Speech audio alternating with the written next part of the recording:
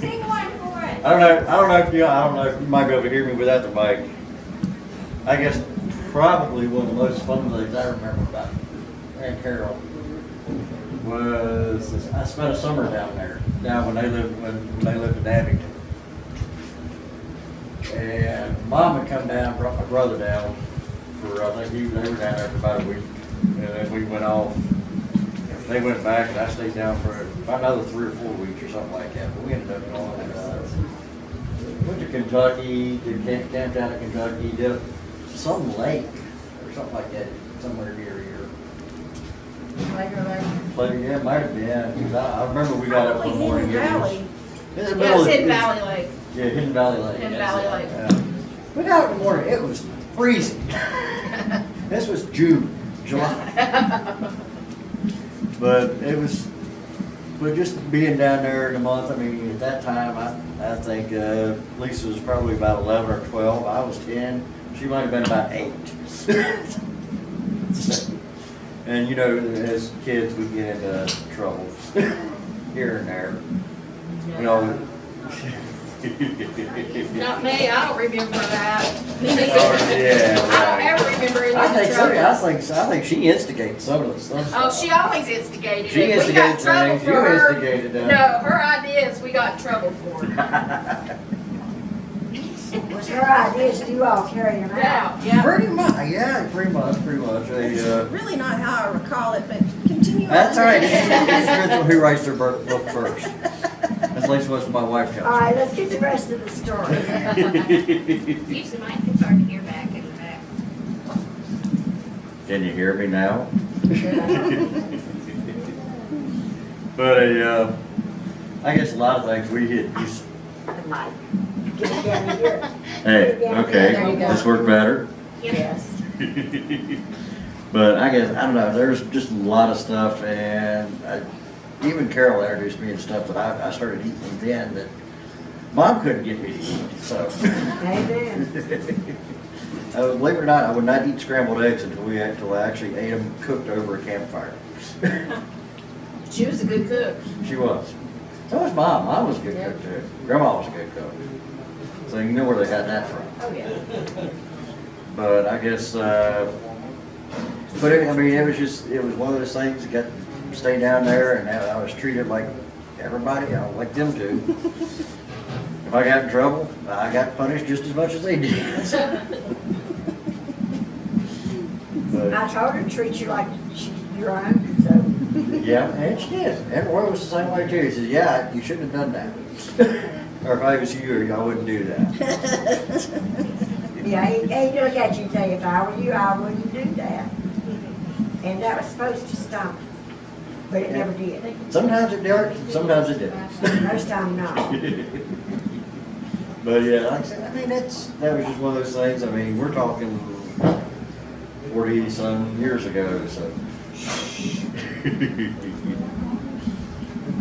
But I guess that's what I got. My biggest, you know. And who wants to come up next? We got Miss. My husband and I met Roy and then Carole in the mid-70s, and we were caving in the greater Tri-Cities, Virginia, Tennessee area. And we adopted a little boy through the Department of Human Services in 1975, and we wanted to still go caving. So Roy said, just bring David up to our house in Abington, and Carole and the girls will take care of him. And that was one of the best arrangements, because Carole really did take good care of David. And one of the things that really impressed me about her was that she didn't have any toys, because Lisa and Susan were older. I think Susan was 8 or something, so there's not a lot of toys around. But Carole had toys. She had the rings from jars, and she had wooden spoons and pots and pans, and so David was perfectly happy. And I just really appreciated that about her, and I think I did tell her several times that I was really glad that she could find toys in the house without having to go out and buy them.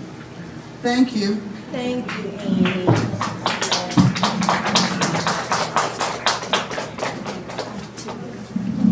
So I'm gonna hand the mic over to my cousin Dwight. This is never an easy situation when you're, but it's always a happy situation because you've got these wonderful memories. And I'm going to share just a little bit about my relationship with Carole. She was absolutely a jewel. I was a student at Roy's. Very fortunate that I got to travel the country doing cave gates, caving, just doing so much. And as a part of that, I spent a lot of time at Roy's house, doing a lot of work for different cave companies, American Cave and Conservation Association. But I spent a lot of time there, so I got to spend a lot of time with Carole. And I remember one time Roy and I had been to Missouri, and somehow I always ended up rooming with Roy, which was not a very not the best memory, but we came back from Missouri. We came back from Missouri, and we worked really hard. We did several cave gates. We were sore. It was a long drive back, something like 12 or 13 hours in a car. And we got back, and Roy came in and gave the ever popular dare. You know the dare. If you've ever heard Roy say dare, I'd like to fix me and Dwight a cup of coffee. We're tired. And, so she brings the coffee out, and he says, "I'm going to need some Bengay later." And I said, "Roy," I tell you what, I'm going to head on. And Carole looked at me and said, "Honey, at our age, Bengay is an aphrodisiac." And I really can't say enough about her, because she was always there with a cup of coffee, something cold to drink, a sandwich, an ear. I met the Powers when I was, I didn't lose my job, I quit my job because I had my GI Bill, I was going to go back to college, and I met Roy at college. He was my professor, and we formed a bond, and it was just really strong, and I was very blessed that through that bond, I got to meet Carole and have her in my life as well. And I just want to say that the world has lost a wonderful person.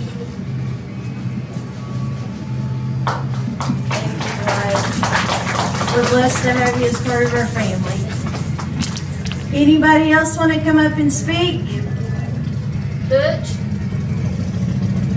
you're part of that. Come on, you're part of that gang.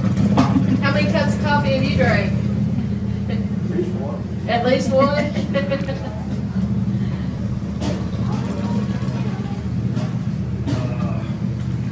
Butch used to come rescue me whenever I had car trouble. I was always so thankful for Butch. Which was often.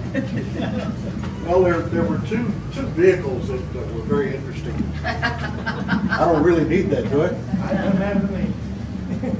One of them, Susan, called it a grenade. Yes, absolutely, the grenade. That car tried to kill me.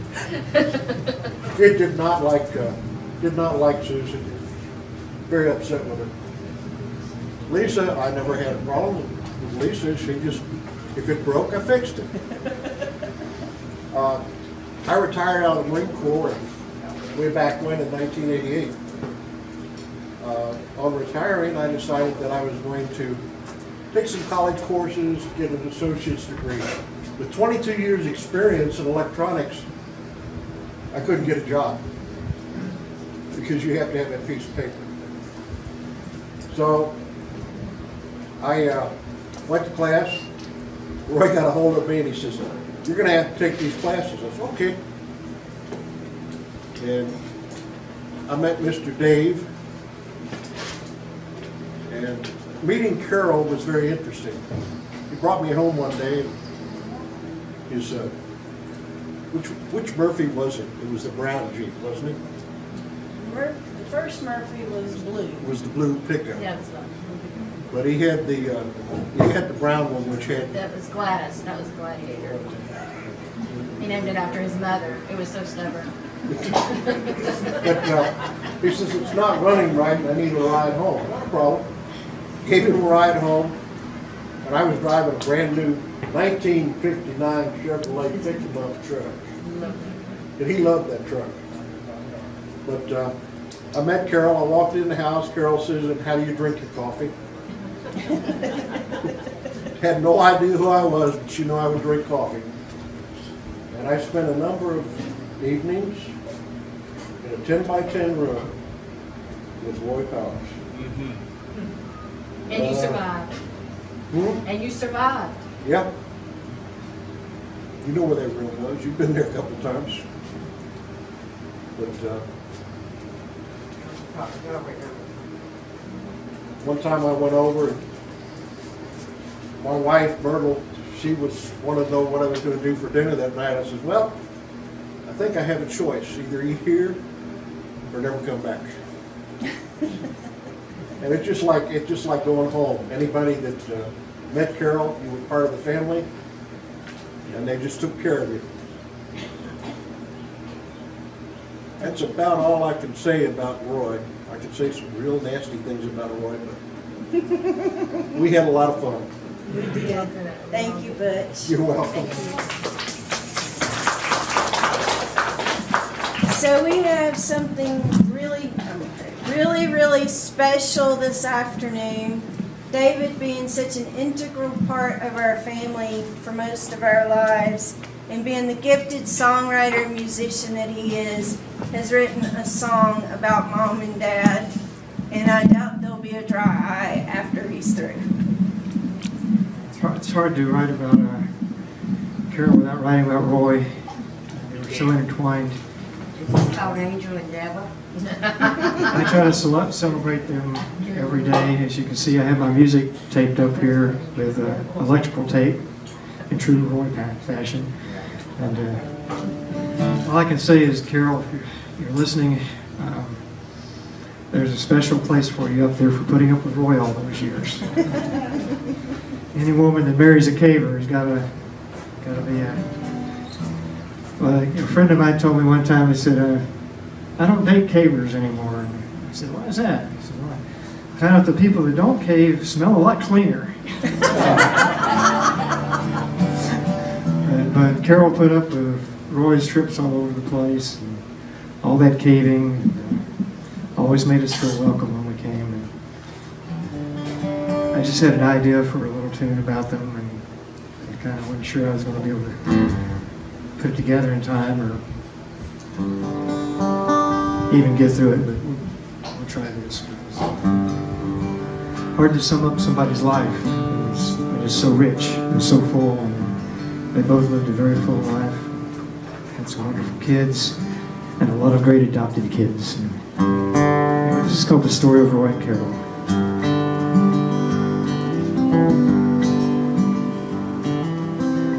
Carole met her special one back in 1961.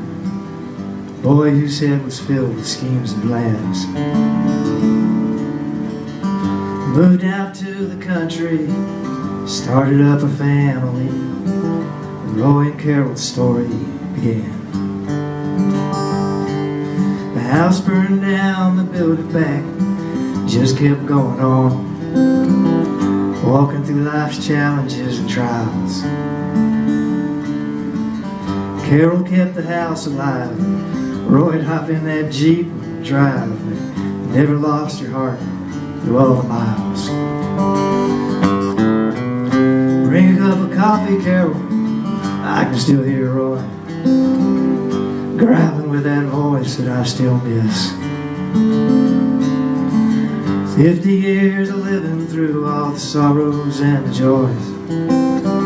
That's not love, I don't know what is. Roy was an explorer and an engineer. Carole kept him grounded with her strong will. Friends have come from all across this country, far and near. No one ever left without a meal. They crawl in bed in their old house, sleep so sound and deep, in the quiet of those Appalachian hills. I wake up in the morning to a sound that I still keep ringing in my head just like a bell. Bring a cup of coffee, Carole, I can still hear Roy growl with that voice I still miss. 50 years of living through all the sorrows and the joys. It ain't love, I don't know what is.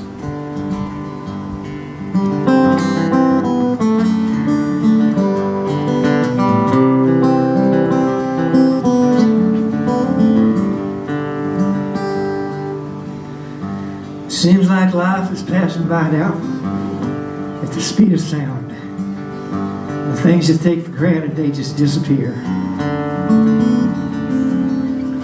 One day I looked up and Roy was nowhere to be found. Guess I thought he always would be here. But heaven was a lonely place for Roy up on that cloud. Paradise weren't paradise for him, 'cause Roy was missing Carole, and Carole was missing Roy. Now they're walking hand in hand again.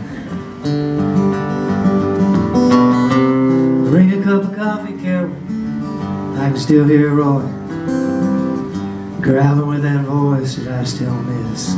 Sing it with me. 50 years of living through all the sorrows and the joy. That's not love, I don't know what is. 50 years together through the sorrow and the joy. That's not love, I don't know what is.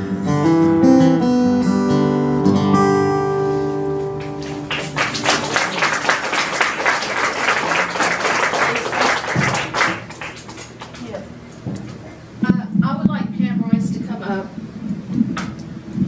because I want her to tell her story. Of course, Dad and Charles were best friends, but Mom and Pam were best friends as well. And they used to play rook. And she has this fabulous story about their rook game, their games of rook. We would be honored. And wow, David, that song is just so special. Thank you so much. Everybody knew Roy and Carole. I've known her for over 50 years. First time I ever saw Carole, she looked like that picture in the back of your brochure. And I looked at her that night and I said, "You sure you want to do this?" She said, "Oh yeah, I think so." But what Susan was alluding to was our rook playing. And as you know, if you've ever played rook, you bid to finally decide what color you're going to play in. Carole and I had a system that we talked to each other and let us know what our strong and weak suits were. I would say something like, "Carole, did you go to Parks Belts to that big sale? They had the most gorgeous green sweater I've ever seen in my life." And she'd come around, she says, "No, I didn't get that, but I did see a yellow blouse up at Roses in it."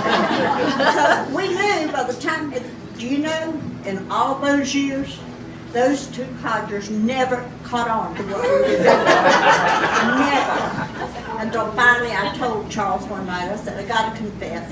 I'm gonna fess up." He says, "I'll be darned." He says, "I can't wait to tell Roy." That's what Susan was alluding to. And another time we were playing cards, and I'm a little ashamed to tell you this one. because it's on me. I had a very bad cold, so they decided to come to our house. And Carole and I like to have a little bit of wine once in a while. So we were drinking wine, and the guys were playing rook, and sitting there for like 3 hours, not moving, you know, and everything. And I guess the combination of the medicine and the wine didn't mix too well with me. Because when they said, well, we gotta go, I stood up, collapsed on the floor, giggling my head off, and started crawling down the hall towards the bedroom. And Roy looks at Charles and says, you need any help with her? He said, no, she knows the way. That's the kind of relationship we had. But when the times got tough, we were always there, and I sure will miss both of them. Thank you. Thank you, Pam. Did you bring chocolate cake? Yeah, the night she was born, I was up in Carole, they got a beautiful daughter. She said, yeah, well, can you bring me one of your chocolate cakes? Well, thank you all for all the stories and the joy and the fun. I think Mom would be pleased with the celebration. And now we're going to enjoy some food, and feel free to reminisce some more and share and enjoy. Thank you all for coming. We're just so blessed to have you all in our lives. And again, that's due to Mom and Dad. And we're just so lucky, and she will be missed. Thank you.